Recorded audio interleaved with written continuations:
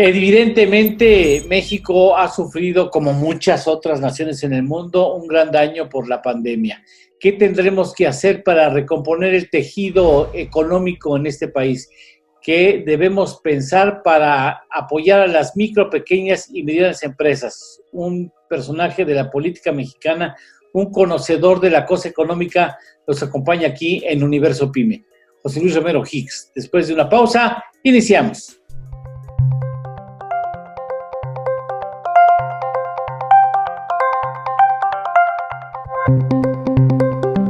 IDC, Asesor Fiscal, Jurídico y Laboral, presenta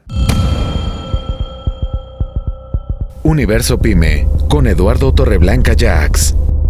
Iniciamos con muchísimo gusto, agradeciéndote, José Luis, que estés aquí con nosotros. Un verdadero honor tenerte en Universo Pyme. Muchísimas gracias por la invitación. Como siempre, Eduardo, tú y yo ya nos conocemos desde hace más años de los que nos gusta reconocer.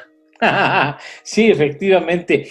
Bueno, en primera, te preguntaría, ¿cómo podrías calificar la estrategia que siguió el gobierno federal para apoyar, si es que hubo alguna, para apoyar al tejido empresarial mexicano en esta pandemia? Creo que la palabra es tibia. Fíjate que siempre que hay un problema, y me gustaría dar el contexto, tú y yo bien sabemos, y gran parte de la audiencia sabe, Eduardo, que en la economía siempre hay ciclos, y los ciclos económicos se dan pues en función del incremento de la masa del crédito y del desendeudamiento del sistema, que te va generando incrementos en la demanda que generan los ciclos económicos. Y también se da por la diferencia de la competitividad entre los actores de economía. Lo que sucede entonces es que siempre vamos a ver sectores de la economía con problemas y sectores de la economía que transforman esos problemas en oportunidades. Y eso es normal. Pero en esta ocasión, y por eso yo usé la palabra tibia, en esta ocasión, como estamos frente al peligro de una pandemia, de un orden que todavía no sabemos su severidad, donde ya hablamos de caídas del PIB, inclusive de 2 dígitos, pero es una pandemia en donde la estrategia del gobierno ha sido prohibir el trabajo y recluirnos en casa. Esto es, la disminución de la actividad económica no obedece al ciclo de la economía, obedece a una política de salud, que qué bueno que se está implementando, en donde una de las garantías constitucionales que tenemos los mexicanos es la libertad de actividad económica, pero con excepciones, y estamos enfrente de una excepción con esta emergencia o contingencia sanitaria, en donde el gobierno le pide a las pymes, le pide a las personas físicas que también son pymes, les dice, te prohíbo trabajar por razones de salud pública. Entonces uno esperaría que el gobierno respondiera echándole la mano a los sectores de la economía que no tienen gran facilidad de supervivencia porque viven al día. Y tú y yo sabemos que en el universo de las pymes, de todas las micropymes, la gran mayoría son micro y pequeñas. Realmente las medianas empresas son menos de 112,000 de un universo total de micropymes de poquito más de 4.1 millones de empresas. Entonces, cuando tú le prohíbes a la población, cuando tú le dices, te prohíbo trabajar, necesariamente tiene que venir la contrapartida, pero te voy a ayudar para que sobrevivas durante los días de reclusión domiciliaria, que es parte de la estrategia de salud pública para evitar mayores pérdidas en futuro, pero sobre todo pérdidas de vida. En términos cuantitativos, Eduardo, bueno, pues hay países, por ejemplo, como Italia, que han instrumentado medidas en donde le dicen a las empresas, como yo sé que no tienes flujo de ingresos, en este momento yo te voy a ayudar pagándote el 85% del costo de tu nómina, por ejemplo. O países como Estados Unidos, en donde han dicho, yo te voy a pagar, te voy a prestar dinero, y si luego me demuestras que ese dinero lo usaste para pagar tu nómina, te cancelo esa deuda, que equivale a decirte, yo te voy a pagar durante un tiempo limitado el 100% de tu nómina. U otro tipo de apoyos, en donde en México los apoyos que hemos visto, y por eso usé la palabra tibia, pues han sido estos préstamos de hasta por 25,000 pesos a tasas que fluctúan poco más del 6% anualizado, y que una vez que tú ves también la liquidez que le inyectó el Banco de México a la economía, que equivalen a menos del 1% del PIB, mientras que Italia está actuando a más del 36% del PIB. Alemania tiene programas de apoyo a sus empresas y a sus familias de más de 30% del PIB, Japón arriba del 20% del PIB, el Reino Unido poco menos del 20%, Francia alrededor del 16%, Estados Unidos alrededor del 15%, en fin, o inclusive China poco menos de 4% del PIB. Entonces, sí ha habido una posición donde también se entiende la preocupación del presidente de la República por no incrementar la deuda, porque el espacio fiscal de México ha sido poco, pero realmente el presidente ha tenido dos políticas que creo yo que no van a ayudar mucho. Uno es evitar mayor endeudamiento para darle mayor apoyo a las pequeñas y medianas empresas e inclusive también a las del sector informal. Y segundo, disminuir el gasto público con una política de austeridad. Normalmente, y cuando digo normalmente, pues es la receta tradicional de los economistas de todas las escuelas, no tiene que ser solo de una escuela, es que el gasto público sea puntual conforme fue programado, pero no disminuido, y que los apoyos a las familias estén presentes precisamente para lograr una mayor liquidez en las épocas en donde cuando te dicen quédate en casa y no puedes vender, no puedes ejercer tu libertad de agente económico, pues vas a tener que hacer milagros en donde vas a tener que hablar con tus proveedores y pedirles que ellos te den crédito, en donde vas a tener que hablar con tus arrendadores y pedirles pues que no te cobren la renta.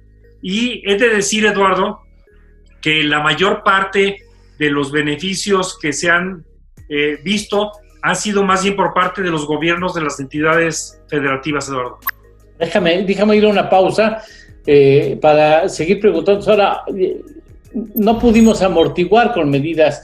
Durante la pandemia inconcebiblemente se levanta parcialmente ya la etapa de resguardo, y esto pues va a generar un problema mayor si no se atiende, aunque sea post-mortem, el asunto de las empresas, de lo que platicaremos con José Luis Romero Hicks después de una pausa comercial.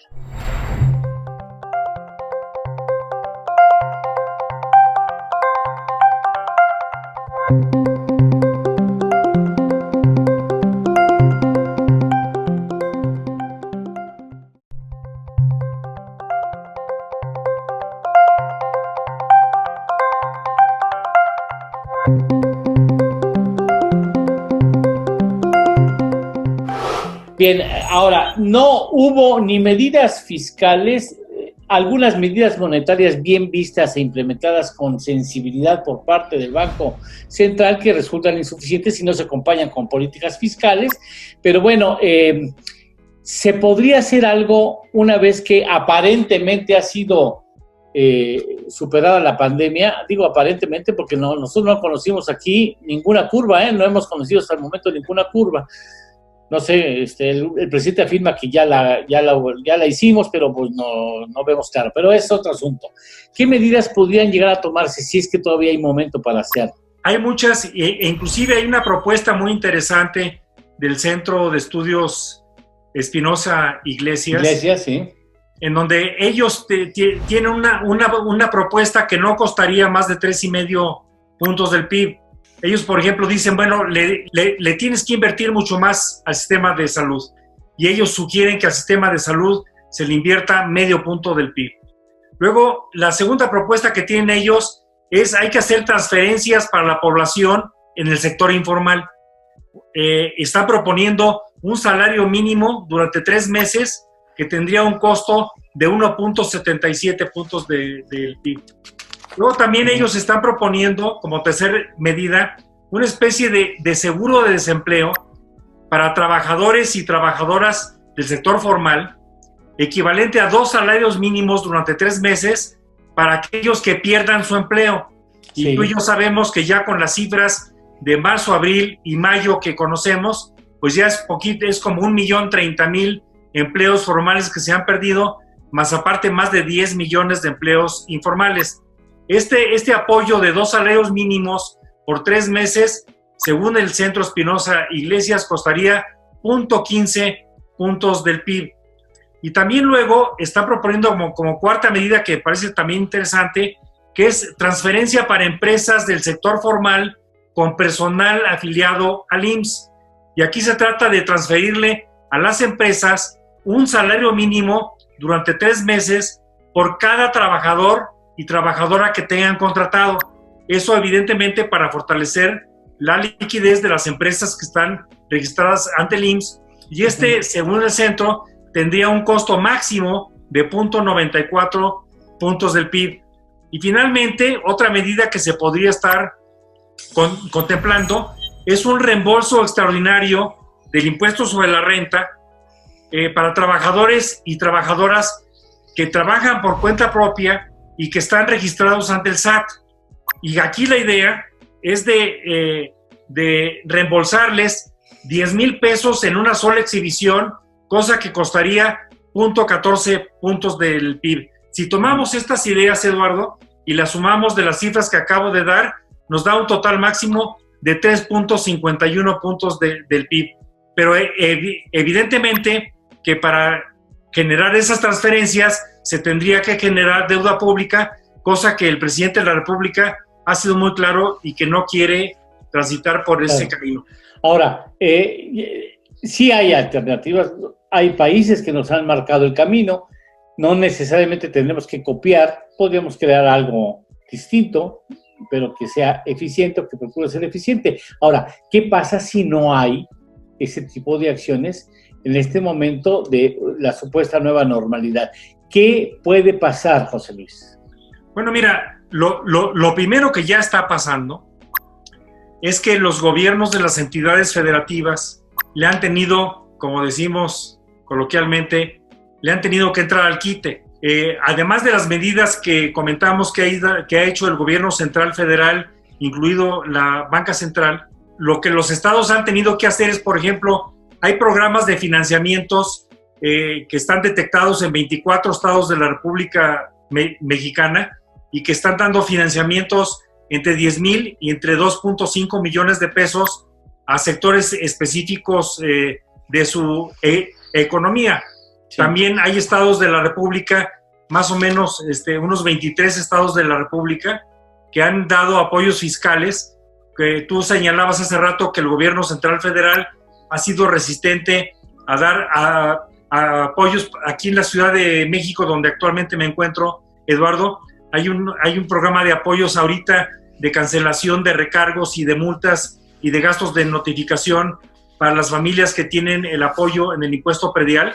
Pero también en los estados de la República ha habido una exención o inclusive un retraso en el pago del impuesto sobre la nómina, que es el más común en este rubro, en esta República Federada que tenemos, en donde la ley de coordinación fiscal prácticamente le da muy pocas posibilidades de ingresos propios a las entidades federativas en favor de la no concurrencia impositiva, para que haya un solo impuesto sobre la renta, un solo IVA, un solo IEPS, etcétera. 16 estados han estado instrumentando apoyos especiales en apoyo, por ejemplo, para restaurantes, para el transporte, para el sector de la pesca, para la ganadería, para la agricultura, para el comercio de artesanías y para varias actividades ligadas al turismo. Y finalmente hay más o menos como 13 estados que han venido dando programas de apoyo y de asesoría de fomento al consumo local.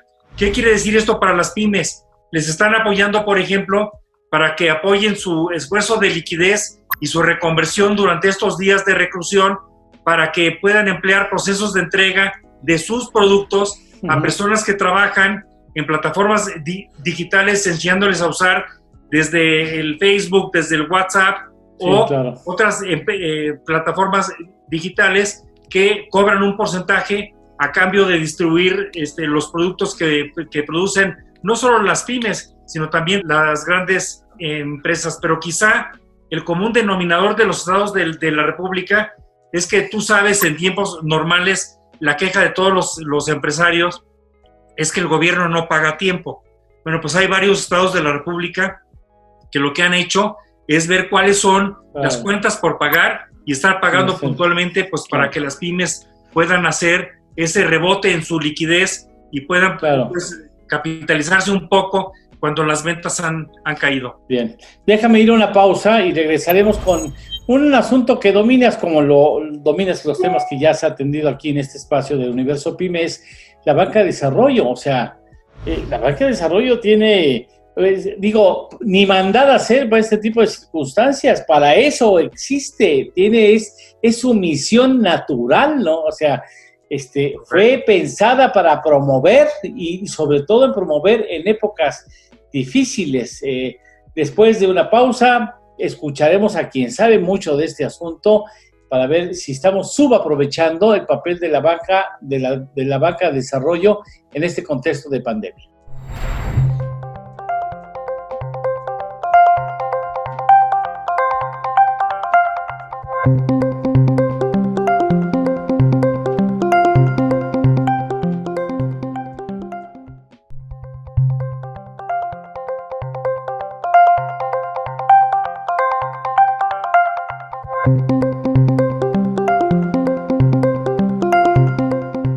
Bien, José Luis, echa ese balón tú lo quieres patear.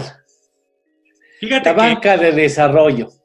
Fíjate que efectivamente la banca de desarrollo está diseñada precisamente para las condiciones contracíclicas. Cuando nadie quiere prestar dinero o cuando hay mucho nervio del sistema porque el perfil de los acreditados cambia, sube su perfil de riesgo y en consecuencia durante estas épocas es normal que la banca privada, aunque todavía no se ha notado, se retrae un poco del sistema económico y financiero. En esta ocasión, a mí me parece, y no sé por qué no se ha dicho más, pero sí ha habido una participación más activa de la banca de desarrollo. Mira, por ejemplo, te doy un ejemplo. El binomio Sociedad Hipotecaria Federal con Banobras, en mi opinión, ha venido haciendo un extraordinario trabajo precisamente en apoyo a la liquidez de los sectores, en el caso de la Sociedad Hipotecaria Federal, en apoyo del sector de la vivienda. Ellos han ampliado líneas de crédito, ellos han reestructurado su cartera actual para patear más adelante el pago de intereses, ellos han incrementado las líneas de liquidez hasta en un 20% para darle más liquidez a las empresas, y en ese contexto ya han ampliado sobre todo su participación en los créditos de capital de trabajo y de crédito puente para muchos de los pequeños desarrolladores pymes de vivienda. Evidentemente, también tenemos un problema por lado de la demanda, pero en el caso de la demanda, déjame darte el caso del Infonavit, que no es un banco de desarrollo, pero en este momento actúa un poco como banco de desarrollo. La administración de la Infonavit ha sido muy agresiva para no solo no detener su programa normal de créditos, sino que durante las épocas de la encerrona y como empresa estratégica y esencial que tuvieron que seguir estuvieron trabajando muy arduamente, y el número de créditos, que es la demanda de la pyme, el número de créditos han seguido colocándose, y con el binomio de la Sociedad Hipotecaria Federal y también de la banca privada con el capital de trabajo, un sector de la economía que es el de la vivienda y de la construcción, que de suyo ha caído muchísimo. El último dato que tenemos es que este sector cayó 38,5%.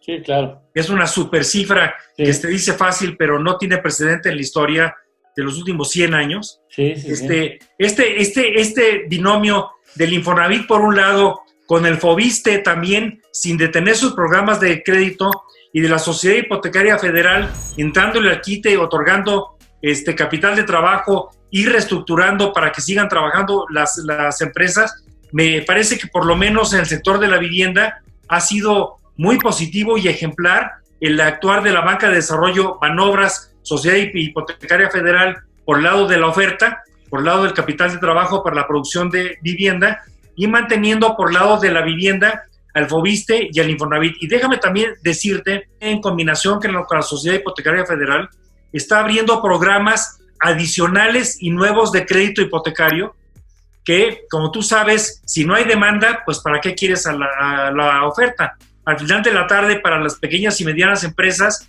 habiendo demanda, la oferta se alinea y produce un satisfactor, ya sea un bien o un servicio.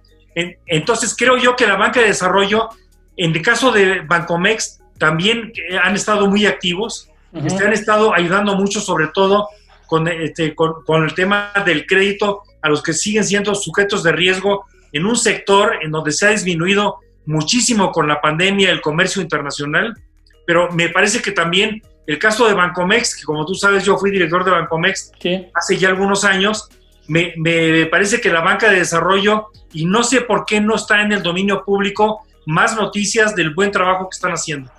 Bueno, pues mira, para mí una sorpresa verdaderamente porque, bueno, se tenía la idea de que posiblemente pudiera desaparecer, unificarse, cosa que es una locura. Jamás pensé que un gobierno que se proclama o se acepta ser proclamado como de izquierda no decidiera, al contrario, vitalizar a la banca de desarrollo. En esta ocasión creo que tiene un problema de miopía el gobierno federal, porque en lugar de ver la inversión como una vitamina que propicia el crecimiento, a veces lo confunde como un gasto del que puede prescindir y con eso ganar eficiencia administrativa. Pero bueno, son cuestiones que nos van a costar. O sea, si usted no vitamina o alimenta bien a su hijo, pues va a tener un subdesarrollo físico y mental cuando sea joven. Va a demostrar usted se va a dar cuenta que el niño pues está medio güey, ¿no? O medio tarado, porque no lo alimentó bien, ¿no? O sea, no le propició. Eso puede suceder en el país, pero bueno. Por último, en un minuto, conclusiones, mi querido José Luis. La pandemia va a tener repercusiones económicas inusitadas. Nuestra economía va a caer, en las estimaciones más conservadoras de la banca central, más de 5 puntos del PIB. En otras estimaciones ya de doble dígito, más de 2 puntos del PIB. Claro. Las pequeñas y las medianas empresas tienen que ponerse las pilas, tienen que renovarse, tienen que revisar su planeación, tienen que innovar su sistema de comercialización, tienen que seguir trabajando en su transferencia tecnológica o en su conversión tecnológica, y tienen que empezar a saber que también el consumidor está cambiando, Eduardo. Nosotros ahora estamos consumiendo mucho más en línea, y en ese sentido me parece que las pymes tienen que aprovechar los canales de distribución nuevos y los canales de comunicación con las redes sociales y con los canales de distribución que podemos ver. No son épocas fáciles, pero me parece que quien se ponga las pilas verá la luz del día el día de mañana. José Luis, ha sido un verdadero placer tener contacto contigo nuevamente. Gracias, José Luis Romero Hicks. Muchas gracias por estar con nosotros. Un placer estar contigo, Eduardo, y saludos a la audiencia. Tus redes, para que si alguien quiere comunicarse contigo lo pueda hacer. @Romero_Hicks y en Facebook José Luis Romero Hicks. Recibe un abrazo a la distancia, respetuoso y cariñoso. Muchas gracias. Igualmente. Muchas gracias. Y nosotros pues terminamos Universo Pyme recordándole que es periodismo útil. Hasta la próxima semana.